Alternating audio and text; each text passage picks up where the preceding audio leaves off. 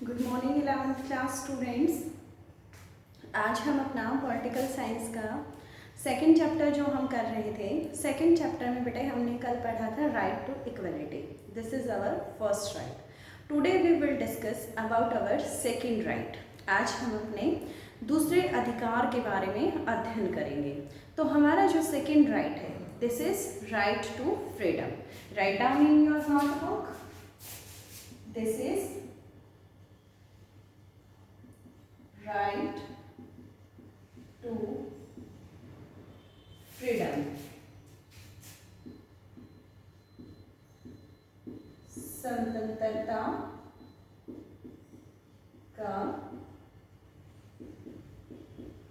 अधिकार। देखिए बेटे, स्वतंत्रता का अधिकार जो है वो हमारे संविधान में, हमारे कॉन्स्टिट्यूशन में आर्टिकल नंबर 19 to 22 में एक्सप्लेन किया गया है। कौन से अनुच्छेद में एक्सप्लेन किया गया है?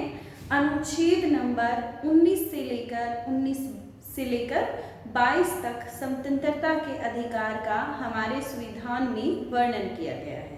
This is our second right. ये हमारा दूसरा अधिकार है, फंडामेंटल मौलिक अधिकार है।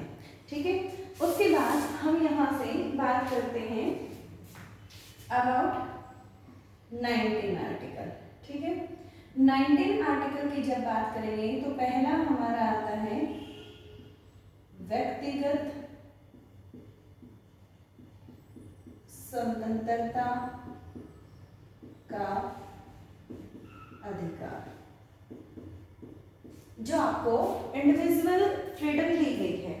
लाइक एस, आप इंडिया में कहीं भी अपना जो घर है वो परचेज कर सकते हैं, कहीं भी मूव कर सकते हैं, अपनी जॉब के लिए आप कहीं भी आ जा सकते हैं। यदि आप गवर्नमेंट के अगेंस्ट हैं या जो भी है अपनी बात को रिप्रेजेंट करना चाहते हैं तो असेंबलीज कर सकते हैं, किसी ऑर्गेनाइजेशन का सेटअप कर सकते हैं। तो ये जो सारी चीज़ें हैं वो कहाँ आ जाती हैं? हमारी व्यक्तिगत स्वतंत्रता के अंदर निहित की गई हैं, सम्मिलित की गई हैं।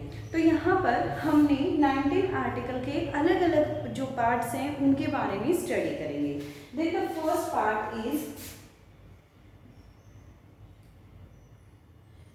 पार्ट हमारा यहाँ पर क्या होगा?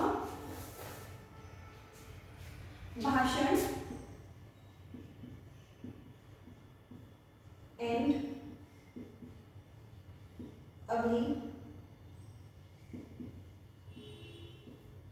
व्यक्ति की स्वतंत्रता। देखिए, स्पीच और अपने थॉट को एक्सप्रेस करने का आपको राइट है। जैसे आपने जनरली देखा होगा, जब भी कहीं पर मीटिंग होती है, जैसे कि अभी किसान आंदोलन होने लग रहा है, तो वहाँ पर उन लोगों को बोलने का अधिकार है, लेकिन हमें बोलने का अधिकार वहाँ तक होता है जिससे हम दूसरे का जो सम्मान है वो बनाए रखें। मतलब ऐसा भी नहीं है कि आप किसी का डिसरिस्पेक्ट कर दें और आप फिर ये कहें कि आपको बोलने का अधिकार है। This is your fundamental right, you can't say that, because इसमें आपने सेकंड कैंडिडेट की, मतलब सेकंड कैंडिडेट की जो डिग्निटी है वो बना रहना चाहिए। तो इसीलिए आपको बोलने का अधिकार है, बट ऐसे इस तरीके से आप नहीं बोल सकते हैं। तो यहाँ पर आप कहेंगे कि आपको राइट है किस चीज़ का? स्पीच एंड एक्सप्रेशन का। After that we will talk about the second right. Second right की जब हम बात करेंगे तो सेकेंड राइट का ये है सभा करने का। आप इसे ऐसे लिखिए,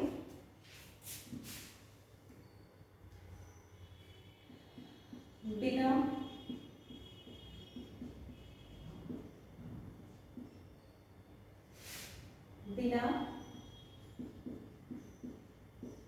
हथियारों के सभा करने का अधिकार। सेकेंड राइट आपको क्या है?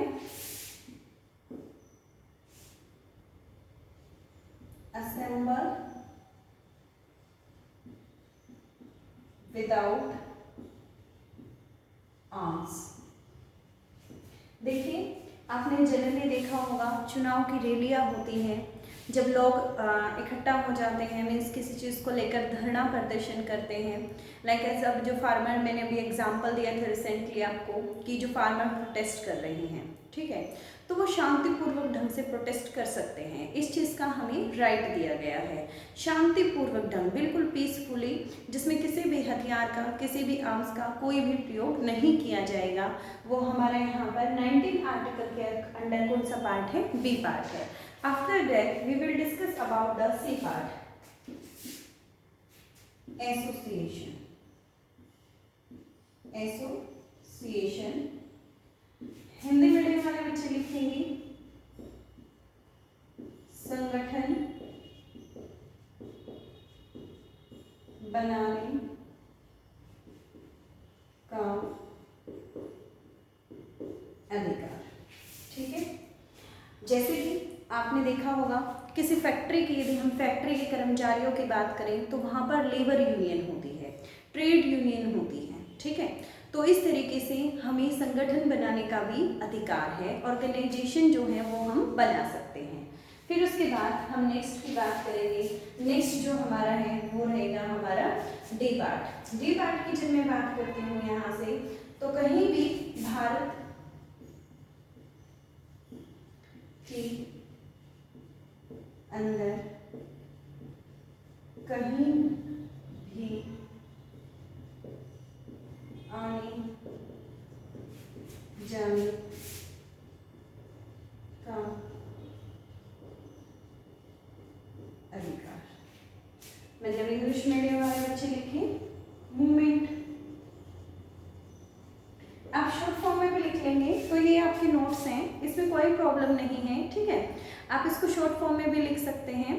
तो देखिए, आप भारत के अंदर कहीं भी आने जाने का अधिकार, लाइक एज मैंने आपको एग्जांपल दिया था, आप टूर पे जाते हैं, आप ट्रिप पे जाते हैं, आप अपने देश की जो भारत जो संघ है, भारत संघ के अंतर्गत जो भी अक्षेत्र सम्मिलित किया गया है वहाँ पर आप फ्रीली मूव कर सकते हैं। देयर इज़ नो रेस्ट्रिक्शंस, कोई आप पर पाबंदियाँ नहीं लगाई गई हैं।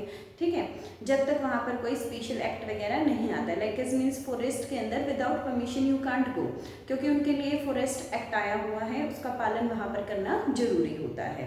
फिर उसके बाद हम यहाँ पर नेक्स्ट पार्ट की बात करेंगे, और नेक्स्ट पार्ट हमारा है एफ। एफ पार्ट क्या है? आपको किसी भी प्रोफेशन का चुनाव कर सकते हैं,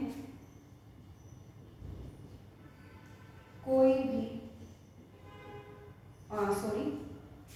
we will discuss about the E part। E part के आप देखेंगे तो आप कहीं भी बस सकते हैं। भारत के अंदर कहीं भी बसने एंड रहने का अधिकार। राइट किसका है भाई? रेजिडेंस का। आप किसी भी अदर स्टेट में भी या अपने ही स्टेट में अलग अलग सिटीज़ में, विलेज में, जहाँ भी मन करे वहाँ पर इन्वेस्ट कर सकते हैं, परचेजिंग कर सकते हैं किसी भी लैंड को, और रह भी सकते हैं। ठीक है, तो ये आपको जो राइट है वो आपकी कॉन्स्टिट्यूशन में, आपके संविधान में आपको दिए गए हैं। फिर उसके बाद हम यहाँ पर एफ पार्ट की बात करते हैं। एफ पार्ट क्या है? कोई भी पैसा चुनने व व्यापार करने का अधिकार। कोई भी आप प्रोफेशन चूज कर सकते हैं और ट्रेड कर सकते हैं। देखिए बेटे, बिल्कुल भी ऐसा कुछ फिक्स नहीं है कि आपको स्पेसिफिक वही प्रोफेशन चूज़ करना है। मीन्स यदि आप अपनी लाइफ में एक टीचर बनना चाहते हैं, एक अध्यापक बनना चाहते हैं, एक एथलीट बनना चाहते हैं, जो भी आप प्रोफेशन चूज़ करना चाहते हैं, वट एवर द प्रोफेशन, चाहे प्रोफेशन आपका पेशा कुछ भी हो, आपका जो मन करे आप उसको चुन सकते हैं। उसका ऑप्शन आपके सामने होगा और विश जो है वो वहाँ पर आपकी होगी। ऐसा स्पेसिफिक नहीं है कि ये प्रोफेशन आप नहीं चुन सकते हैं, ठीक है। जो व्यापार करना चाहें, जो भी बिजनेस करना चाहें, ट्रेड करना चाहें, वो भी आप लोग कर सकते हैं। ये राइट भी आपको आपके आर्टिकल नंबर 19 की 6 पार्ट में दिया गया है। देखिए बेटे, जो हम यहाँ पर बात करते हैं, ये हो गए हमारे 6 rights which are include in our 19 article, and I am talking about the second right। हम अपना यहाँ पर दूसरा जो अधिकार है उसके बारे में पढ़ रहे थे। फिर इसके बाद में यहाँ पर एक जो हमारा 7th राइट था, 7th राइट के बारे में भी आप लोगों को बताना चाहती हूँ। 7th राइट जो है वो हमारा था राइट टू प्रॉपर्टी, संपत्ति का अधिकार जो है वो इसमें सम्मिलित किया गया था। लेकिन क्या हुआ वहाँ पर, जो हमारा ये था राइट लिखिए अपना कौन सा था,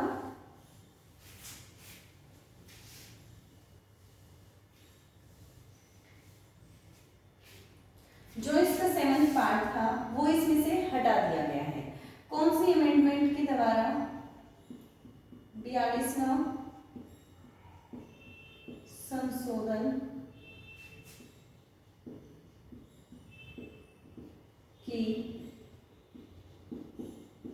द्वारा 42वां नहीं आएगा यहाँ पर, 44 आएगा। 44वें संशोधन के द्वारा 1978 में संपत्ति के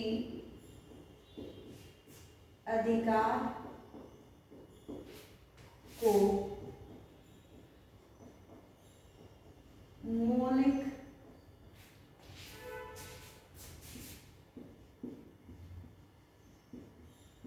अधिकारों से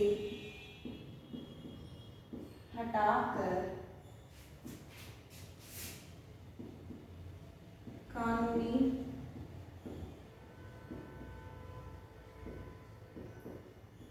अधिकार बना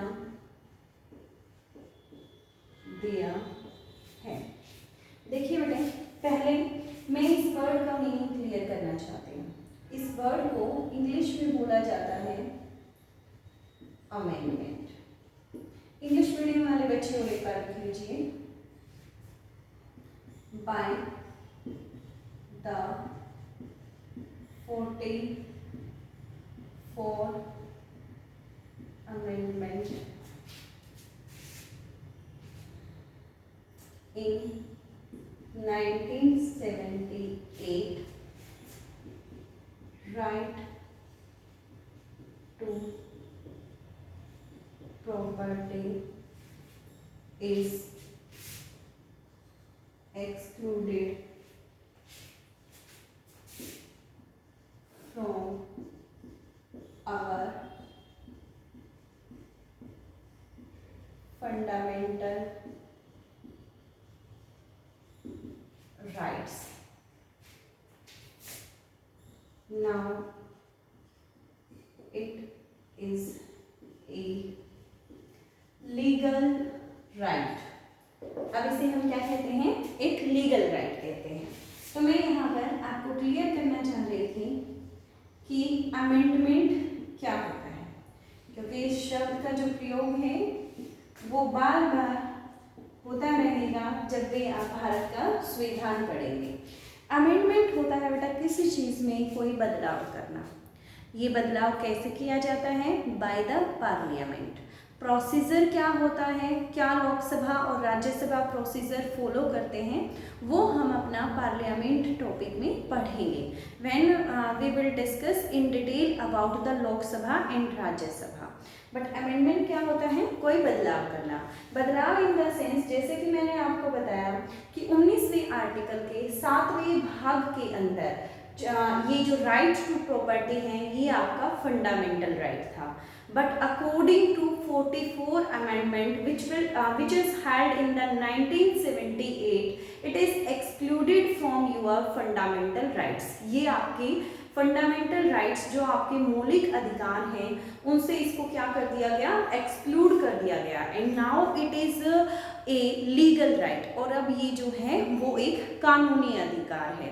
तो देखिए ये क्वेश्चन कहाँ से इम्पोर्टेंट है आप लोगों के लिए, ये क्वेश्चन यहाँ से इम्पोर्टेंट है, जो ये शब्द मैंने आप लोगों के सामने लिखे हैं कि according to 44 amendment which was held in 1978, जो 1978 में हुई थी। तो ये शब्द यहाँ से इम्पोर्टेंट है। अब आपसे पूछा जा सकता है कि राइट टू प्रॉपर्टी जो आपका फंडामेंटल राइट था उसको कानूनी अधिकार कौन से संविधान संशोधन के द्वारा बनाया गया।